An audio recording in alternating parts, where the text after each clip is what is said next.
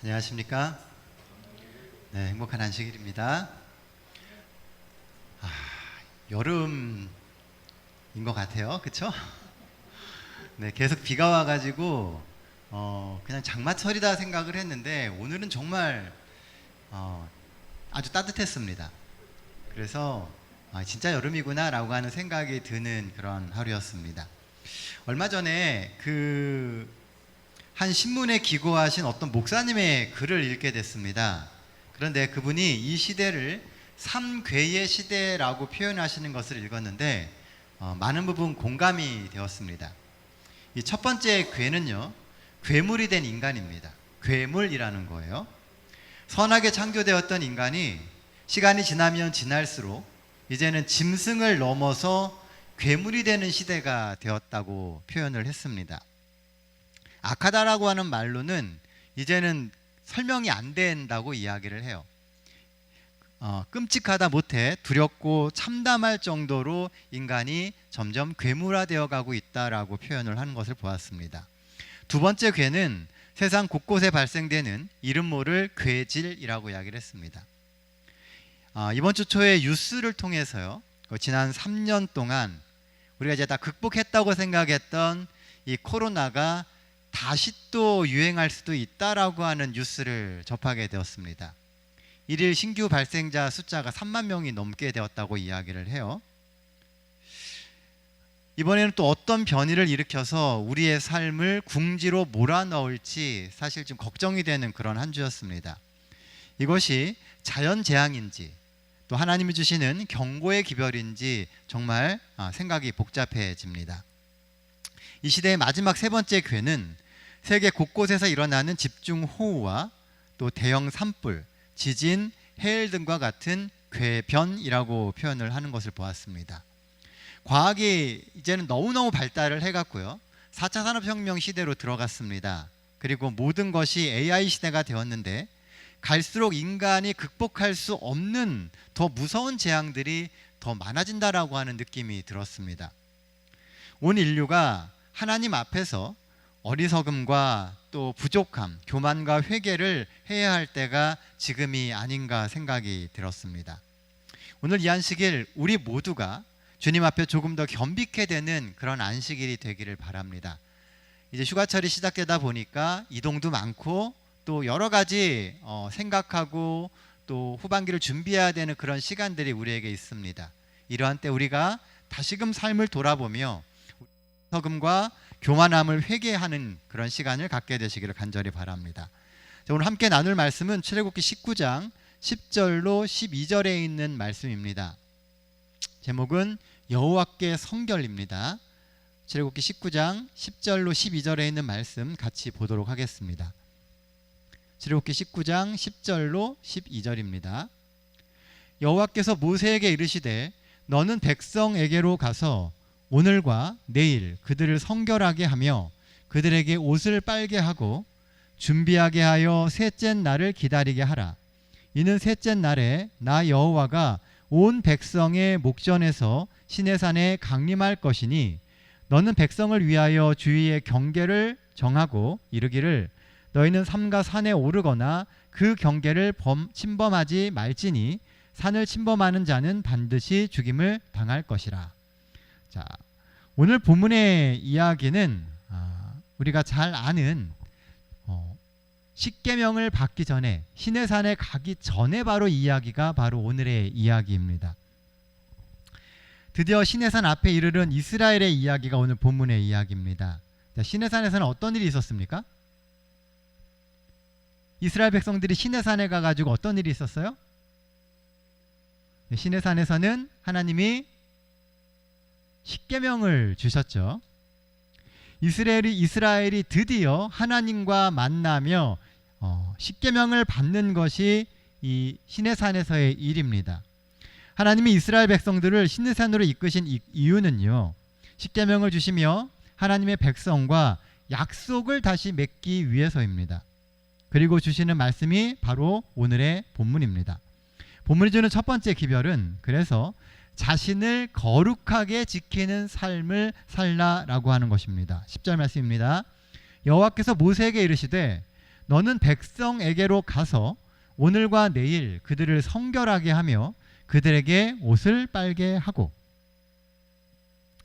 가나안에 들어가야 하는 이스라엘의 백성들에게요, 하나님께서 제일 먼저 원하신 것은 개인적인 성결이었습니다. 자, 성결이 뭡니까? 성결. 구별하는 것, 그 다음에 깨끗게 하는 것, 정결하게 하는 것, 그런 뜻들이 이 성결이라고 하는 말 가운데 들어 있습니다. 자, 그렇다면 성결은 죄를 전혀 짓지 않는 것일까요? 우리가 살아봐서 알지 않습니까?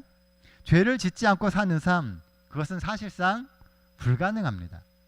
우리가 아무리 우리를 정결하게 하고 죄를 안 지으려고 한다 할지라도 우리가 죄가 없어지지 않는다는 것이죠. 자, 그렇다면 성결이란 죄를 적게 지으려고 하는 노력일까요? 그러나 성경 어디에서도요, 죄를 적게 짓는 것을 성결하다라고 말하고 있지 않습니다. 그러니까 죄가 없거나 죄를 적게 짓는 것이 성결이 아니라는 거예요. 자, 그럼 뭘까요? 성결은 도대체 무엇일까요? 하나님이 원하시는 성결은 어떤 상황에서도 두 마음을 품지 않는 것입니다. 우리의 마음을 하나님께 고정시키는 것이 성결이라고 하는 것이죠. 우리가 하나님 앞에서 하나의 마음으로 하나님만을 섬기는 것이 사실은 쉽지가 않습니다. 우리가 살아가고 있는 이 세상은 우리가 하나님 외에도 또 다른 그 무엇인가 삶에 빠져나갈 국리를 만들어 놓는 것을 계속 우리에게 요구하고 있다는 거예요. 그래서 하나님을 열심히 믿고 살지만 하나님 외에 내 인생을 풀어갈 수 있는 그 길들을 마련하게 하는 것이 지혜로운 것이다라고 은연중에 계속 교육을 하고 있다는 것입니다.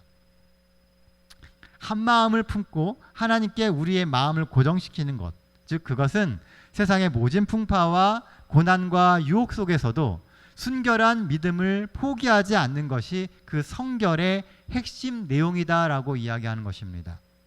그런 성결이 없으면 우리의 신앙은 가지고 있는 듯 하지만 갖지 못하고, 마음에 품은 듯 하나 사실은 아무것도 마음에 없는 허무 그 자체가 되고 맙니다. 우리는 신앙을 가지고 있다고 생각해요. 그런데 우리의 마음이 하나님께 고정되지 않으면 사실은 그 신앙의 마음이 우리의 마음을 거쳐서 나가버리는 걸 수도 있다는 겁니다. 우리는 가지고 있다고 생각하지만 사실은 정말 중요한 순간에 그 신앙이 우리에게 없음을 경험하게 된다는 겁니다. 성도에게 주어지는 시험은 대개 믿음의 성결함을 위한 시험입니다. 그 시험에 합격해야 영적으로 조금씩 앞으로 나아갈 수가 있어요. 그래서 오늘 본문은 먼저 이스라엘 백성들에게 개인적인 성결을 요구합니다. 스스로 자신을 성결케 하는 삶이 있어야 합니다. 두 마음을 품지 않고 오직 하나님만을 믿고 바라며 살기로 결심하고 그렇게 실천하는 삶이 우리에게 필요합니다. 이 달라스 윌라드라고 하는 목사가요, 이런 말을 했습니다. 오늘날 교회에는 뱀파이어 그리스도인들이 많다라고 그랬습니다. 뱀파이어가 뭡니까? 뱀파이어? 네, 뱀파이어가 여러분들이 많이 들어보신 이야기로는 드라큘라입니다. 드라큘라가 뭐해요? 피를 빨아먹고 살죠. 그런데 이 교회에는, 오늘날 교회에는 뱀파이어, 드라큘라와 같은 그리스도인들이 많다는 겁니다. 그리스도인의 삶을 따르는 것에는 별로 관심이 없고요, 오직 그리스도의 피로 성결해지는 데만 관심이 있다는 거예요. 실제로 삶에 돌아가서 그리스도처럼 살려고 하지는 않고요, 오직 교회에 와서 예수님의 피를 받아가지고 성결하게 되는 데만 관심이 있다는 겁니다. 그래서 삶의 변화를 위한 실제적인 도전은 없고 가만히 앉아서 성결하게 되기만을 기도하는 사람들이 많다라고 하는 것이죠. 그러나 그런 일은 결코 일어나지 않을 겁니다. 우리의 삶의 변화가 없이 오직 그리스도의 피만으로 정결하게 되는 일은 없다는 거예요. 물론 그리스도의 피로 우리가 정결해질 수 있습니다. 하지만 우리의 삶에서 변화되고 실천되고 성결케 되는 경험이 있지 않다면 결국 그 피의 값이 우리의 것이 되지 않는다는 것입니다. 그리스도께 마음을 드리는 개인적인 성결이 없이는 절대로 우리의 삶에 거룩도 없고 변화도 없습니다. 사랑하는 성도 여러분, 하늘 나라만 바라며 살지 마시고 그 하늘에 합당한 사람이 되기 위해 오늘 믿음의 한 걸음을 떼어보는 것은 어떨까요? 우리는 늘 하늘을 고대한다고 이야기해요. 하지만 정작 우리의 삶에서 하루가 하나님의 나라에 합당한 사람으로 되어지는 하루였는지는 한번 깊이 생각해 볼 필요가 있습니다. 우리의 삶을 통하여 하늘 가나안에 합당한 그리스도인의 모습을 향해 조금이라도 더 나아가 보는 그런 안식일이 오늘 이 안식일이 되기를 간절히 바랍니다. 본문이 주는 두 번째 기별은요, 12절 말씀에 나옵니다. 너는 백성을 위하여 주위에 경계를 정하고 이르기를 너희는 삼가 산에 오르거나 그 경계를 침범하지 말지니 산을 침범하는 자는 반드시 죽임을 당할 것이라. 자, 뭘 정하라고요? 경계를 정하라고 이야기합니다. 산 주변에다가 경계를 딱 정해서 그 경계를 넘어오지 못하게 하라는 거예요. 쉬운 말로 가까이 오지 말라는 겁니다. 좀 이상합니다. 당신의 백성과 함께하기 위해서 하나님은 성소를 만드시고 그 백성들 가운데 거하시던 하나님입니다. 그런데 그 하나님이 왜 시내 산에서는 백성들이 가까이 오지 못하게, 오지 말아야 할 그 경계를 만드셨을까요? 이상하지 않습니까? 하나님은 늘 우리 가운데 계신다고 이야기해요. 이스라엘 백성들에게도 늘 주시는 얘기가 내가 너희와 항상 함께 한다는 이야기였습니다. 그런데 왜 시내산에서는 백성들이 하나님께 가까이 오지 못하게 했을까 하는 것입니다. 경계를 딱 정하고 그 산 주위에는 오지도 말라고 이야기를 합니다. 이상하죠? 그런데 잘 생각해 보면은요, 당연한 이야기인 겁니다. 성경을 자세히 읽어보면요, 성경에 있는 모든 하나님의 임재의 순간에는 늘 거룩함과 속됨의 경계선이 있습니다. 거룩한 부분이 있고 속된 것이 있어요. 그 경계선이 명확히 있다는 겁니다. 모세도 떨기나무 앞에서 신을 벗고 거리를 두어야 했고요. 사실 성소에서도 하나님이 계시는 지성소에는 대제사장 외에는 접근이 금지되어 있습니다.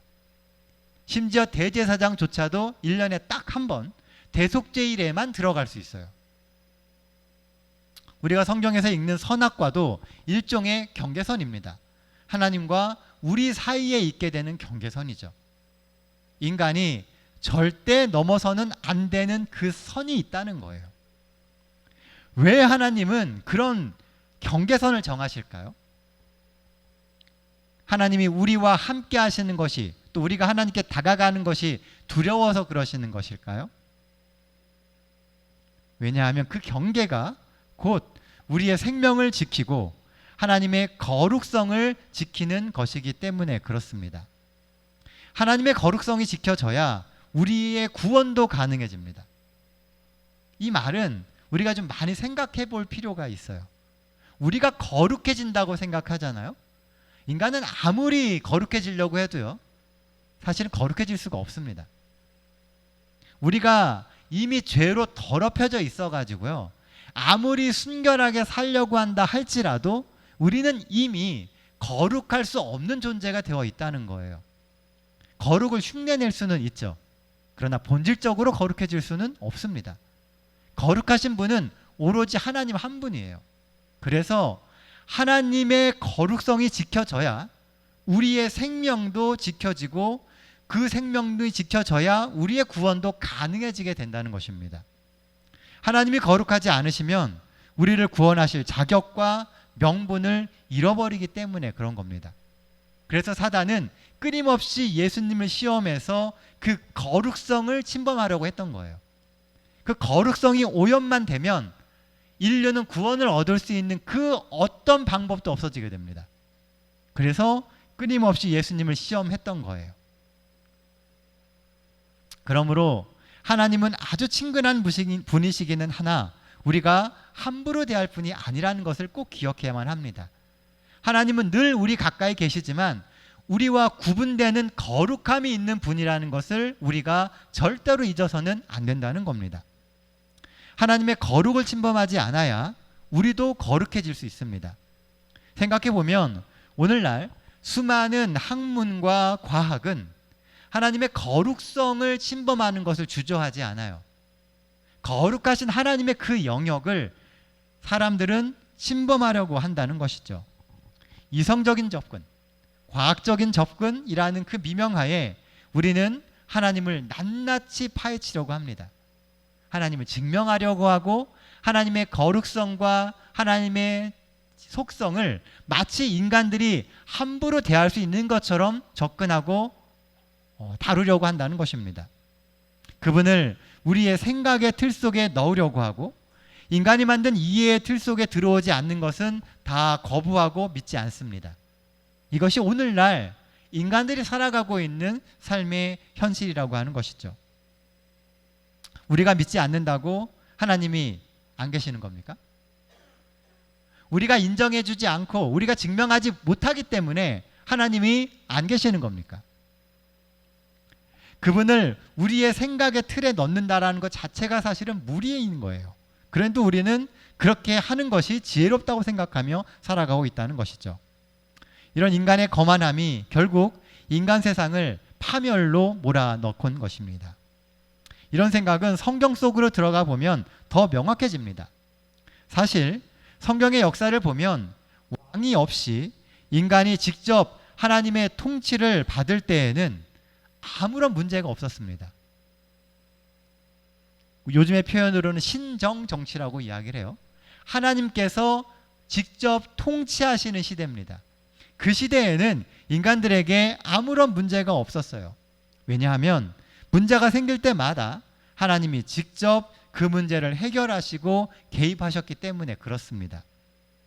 그러나 이스라엘이 왕을 요구하면서부터 이스라엘은 하나님의 개입이 아닌 왕의 통치를 더 원하게 됩니다. 그들이 세운 왕, 그들이 보기에 좋은 그 왕이 지혜롭게 통치해 주기를 바라고 또 바랬다는 것이죠.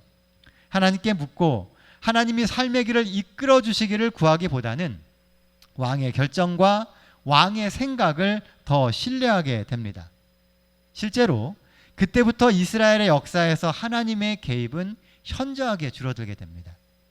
우리가 생각할 때는 더 지혜롭고 능력을 가진 그 누군가가 우리를 통치해주면 더 잘 될 거라고 생각합니다. 그런데 사실 그것만큼 인류를 망하게 만든 게 없다는 거예요. 하나님을 우리의 삶에서 배제하면 배제할수록 인간의 능력이 극대화되는 것이 아니고요. 인간의 능력은 더 줄어들게 되고 인간의 삶은 더 위험스럽게 되게 된다는 것입니다. 하나님의 거룩성을 침해하자 인간의 거룩성도 무너졌습니다.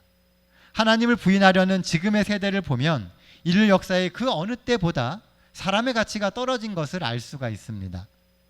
인간의 목숨을 가볍게 여기고 양심과 윤리 역시 그 어느 때보다 바닥을 칩니다. 그러므로 인간의 존엄성과 가치를 되찾으려면 하나님의 거룩성을 인정하며 하나님께 경배해야 합니다. 인류가 말하는 것과 정반대의 이야기라는 거예요. 더 지혜로워지고 더 똑똑해지고 더 기술이 발달하게 되면 인간이 더 존엄해지는 것이 아니고요. 하나님을 존중하고 하나님의 존엄성을 우리가 인정하며 하나님의 거룩성을 우리가 세우게 될 때 비로소 인간의 가치도 더 높아지게 된다는 겁니다. 왜냐하면 모든 인간은 하나님의 형상을 담고 있기 때문에 그렇습니다. 그러므로 하나님의 거룩함을 인정해야 인간의 형상을 닮은 하나님의 형상을 닮은 우리의 삶 역시 거룩해지는 것입니다. 이 말이 좀 어색하고 어폐가 있을지 모르지만요. 우리가 하나님을 지켜내야 됩니다. 우리가 하나님을 지켜내지 못하면요, 곧 우리의 삶도 무너지게 된다는 겁니다. 우리의 삶에서 하나님을 인정하고 하나님의 뜻대로 그분의 거룩을 닮아가게 될 때 우리 역시 죄로 인해 이 땅에서 무너진 인간의 인생을 다시 바로 세울 수 있게 되는 것입니다. 바로 우리 삶의 중심에서 우리를 지켜보시는 선하신 하나님을 생각하시며 사시길 바랍니다. 혹 우리의 삶의 변방으로 하나님이 밀려나 계시다면 그분을 삶의 중심, 여러분들의 모든 결정의 중심으로 다시 모셔오십시오. 이스라엘의 흥왕의 유일한 방법은 하나님을 다시 중심으로 모셔오는 것이었어요. 그분의 거룩함을 인정하고 하나님이 우리보다 더 나으신 분임을 늘 고백하며 사는 것이었습니다. 그리고 우리의 입술의 말과 생각과 행동을 신앙적인 말과 신앙적인 생각과 신앙적인 행동으로 바꾸시길 바랍니다. 말하는 대로 삶이 바뀌어져 갑니다. 우리가 함부로 말하고 함부로 행동하고 함부로 생각할 때 우리의 삶이 그렇게 바뀌어져 갑니다. 우리가 하나님을 거룩하게 여기고 신앙적인 더 말을 하고 신앙적인 행동을 의도적으로 하고 신앙적인 생각을 의도적으로 해갈 때 자연스럽게 우리의 삶에 더 많은 신앙적인 일들이 생겨나게 되는 것입니다. 그런 연습과 그런 삶의 자세가 우리로 하여금 하늘 가나안에 합당한 성도로 만들어 줍니다. 구원은 어느 날 갑자기 이루어지는 것도 아니고 요행으로 운이 좋아서 얻을 수 있는 것도 아닙니다. 매일의 삶 속에서 예수님을 닮고 그분의 거룩한 삶을 담기 위해서 늘 노력하며 하나님을 붙들고 사는 그 사람들에게 바로 구원은 이르게 되는 겁니다. 머리로 얻는 게 아니에요. 구원은 내 삶을 통해서 얻는 것입니다. 그렇다고 행위를 강조하는 게 아니에요. 우리가 살아가는 삶의 태도와 삶의 방향성이 우리의 구원을 결정하는 것이죠. 오늘 우리의 삶 속에 하나님은 거룩하십니까? 하나님의 거룩한 그것을 우리는 인정하며 하나님을 섬기고 하나님을 높이는 삶을 살아가고 있습니까? 오늘 이 안식일이 하나님을 더 높이고 하나님의 존엄하심을 기억할 수 있는 소중한 안식일이 되시기를 간절히 바랍니다. 본문이 말하는 성결하게 되는 삶의 모습, 마지막 세 번째는요, 말씀에 순종하는 삶입니다. 25절 말씀입니다. 모세가 백성에게 내려가서 그들에게 알리니라. 아주 단순한 이야기예요. 이 이야기가 있고 나서 이제 어떤 이야기가 있냐면 우리가 잘 알고 있는 십계명이 나오게 됩니다. 백성의 성결과 하나님의 산, 곧 시내산의 성결이 지켜지자 모세는 하나님을 만나기 위해서 시내산에 올라갑니다. 그런데 백성들이 지켜야 할 경계의 말씀을 하나님이 다시 또 주세요. 그러자 모세는 하나님의 반복적인 말씀에 더 이상 토를 달지 않습니다. 그리고 백성에게 내려가서 그 말씀을 그대로 알려요. 출애굽기 19장을 잘 읽어보시면은요, 같은 이야기를 하나님이 며칠째 계속 반복하십니다. 똑같은 이야기를 자꾸 하세요. 그런데 모세는 그 반복적인 말씀에 토를 달지 않아요. 하나님, 그거 어제도 하신 이야기입니다. 가서 얘기했습니다. 근데 또 그 이야기를 하세요? 그러면은 뭐라고 얘기를 하게 돼요? 하나님, 그거 어제 하신 이야기인데요. 우리는 반복되고 또 되는 그 이야기를 지루해합니다. 그런데 모세는 그렇지 않았다는 거예요. 하나님이 같은 이야기를 주시는데도 거기에 토를 달지 않고 그 말씀을 그대로 받아들였다는 겁니다. 이스라엘의 상황과 여건을 이유로 말씀에 토를 달지 않았다라고 하는 것이 중요한 부분이에요. 순종은 내 삶의 상황과 여건을 들어서 하나님의 말씀에 토를 달지 않는 것입니다. 하나님이 우리에게 주시는 어찌 보면 약간 생뚱맞은 이야기들이 있어요. 내가 지금 생각하고 내가 느끼는 그 감정과는 전혀 다른 이야기를 하나님이 우리에게 하실 수 있다는 거예요. 우리는 지금 당장 그 문제가 해결되고 그 상황이 극복되어야만 하나님을 섬길 수 있고 믿음의 길을 갈 수 있다고 생각을 해요. 그런데 하나님이 주시는 이야기가 전혀 다를 수 있다는 겁니다. 우리의 상황을 아시는지, 우리의 여건을 아시는지, 우리의 마음을 아시는지, 그럼 모르는 그런 이야기가 마치 그런 느낌의 이야기들을 하나님이 우리에게 주실 때가 있다는 거예요. 그럴 때 오늘 본문의 모세처럼 말씀에 철저히 순종하는 그런 아멘하는 심령을 가질 수 있느냐는 겁니다. 하나님의 복을 예비하기 위해 가장 필요한 자질 중에 하나가요, 말씀에 무조건적으로 아멘하는 것입니다. 이게 근데 굉장히 어려워요. 우리는 감정을 가지고 있습니다. 우리 주변에는 우리의 신앙의 근간을 흔들 수 있는 정말 많은 일들이 있습니다. 그때 주시는 말씀에 그냥 아멘할 수 있냐는 거죠. 우리가 생각하는 것과 다른 환경 가운데서도 하나님의 말씀에 아멘할 수 있느냐는 거예요. 언제부터인가 우리는 말씀을 들을 때마다 우리의 현실을 먼저 생각합니다. 삶의 여건과 상황을 먼저 생각하며 그 말씀을 적용할 것인지 말 것인지를 결정해요. 말씀을 믿고 삶을 바꾸는 것이 아니라 주신 말씀의 상황이 내 삶에 적용할 만한 때에 그 말씀을 받아들이겠다라고 하는 것입니다. 그러니 삶이요, 지금의 현실을 못 벗어나는 겁니다. 말씀을 믿고 삶을 바꿔가야 되는데, 현실을 바꿔가야 되는데 현실에 맞춰서 그 말씀을 받으려고 하니까요, 늘 그 현실의 틀을 못 벗어난다는 거예요. 하나님이 십계명을 주시는 이유 역시 무너지고 잘못된 우리의 삶을 주신 원칙으로 바로잡기 위해서였습니다. 그러니 우리에게 주신 말씀에 아멘하며 순종하시기를 바랍니다.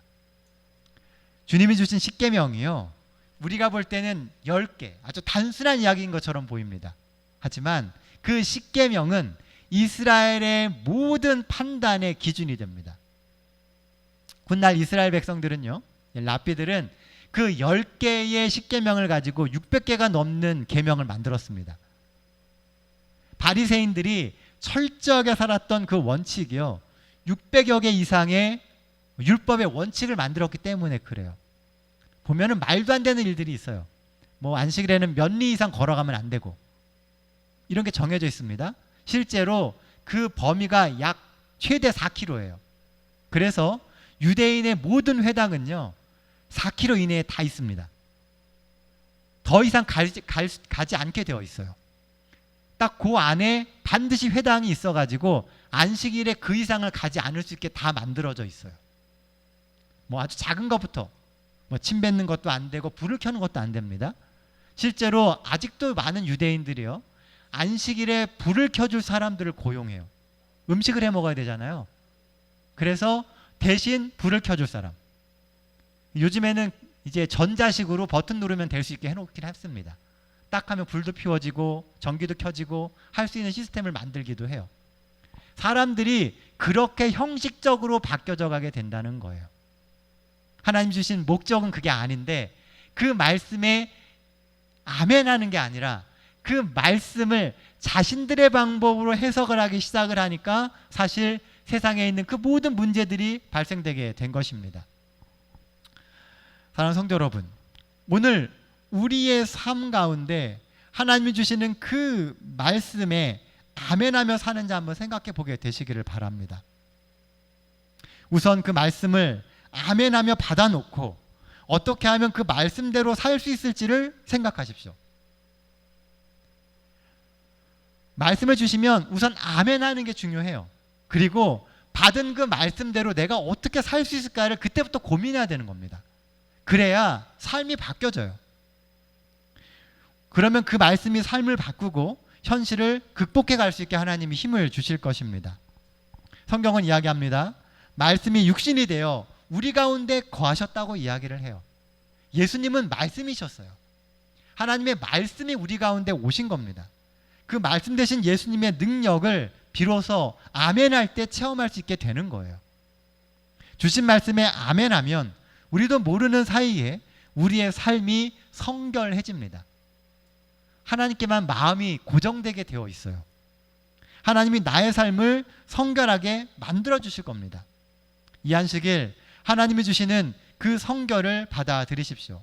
그리고 하나님이 인도하시는 대로 순종하며 살아가시고 매일의 삶에서 오직 하나님을 따라가기로 결심하심으로 성결하게 되시는 우리 수원 새하늘교회 모든 성도님들 되시기를 간절히 바랍니다. 이 성결이라고 하는 말을 할 때마다요, 사실 말할 수 없는 부끄러운 과거들이 생각이 납니다. 나는 안 될 것 같고 나의 모든 그 죄가 드러나는 것 같아 두렵습니다. 나는 성결하지 못할 것 같아요. 난 안 될 것 같아요. 그러나 성도 여러분, 언젠가는요, 그 두려움을 이겨내야 합니다. 그 부끄러움을 내려놔야 돼요. 우리가 예수님을 믿고 그리스도인으로 산다라고 하는 것은요, 그 두려움과 부끄러움을 내려놓는 작업입니다.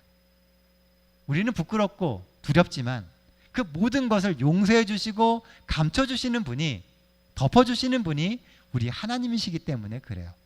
그래서 그 부끄러움과 두려움을 내려놓고 하나님께 나아가는 것이 중요합니다. 오늘 여러분들의 그 부끄러운 과거를 하나님 앞에 내려놓지 않으시겠습니까? 성결은 내가 이루는 것이 아니라 하나님이 인도대로, 말씀대로 살아갈 때 자연히 만들어지는 것입니다.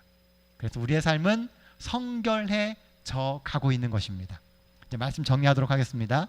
본문이 주는 첫 번째 기별은 하나님 앞에 스스로 성결케 되는 삶을 살라는 것입니다. 물론 성결은 죄가 없어지는 깨끗함을 의미하기도 합니다.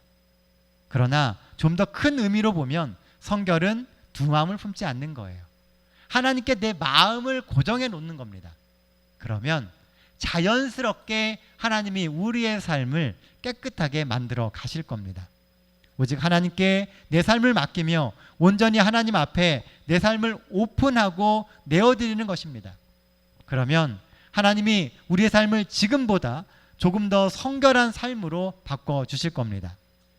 그러니 하나님 앞에서 조금 더 성결한 삶을 살기 위하여 노력하시는 우리 모두가 되어야 합니다.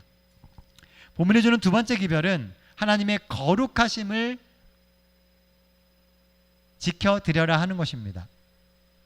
물론 죄된 우리가 하나님의 거룩하심을 지켜드린다라고 하는 것은 말도 안 되는 이야기입니다.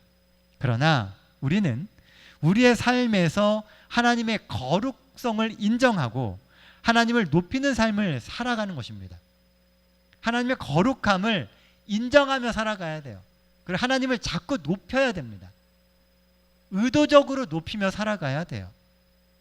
거룩하신 그분을 만나는 것은 늘 두려움과 적지 않은 부담이지만 그렇게 하나님을 존중하며 살 때 우리 역시 거룩한 성도가 되는 겁니다.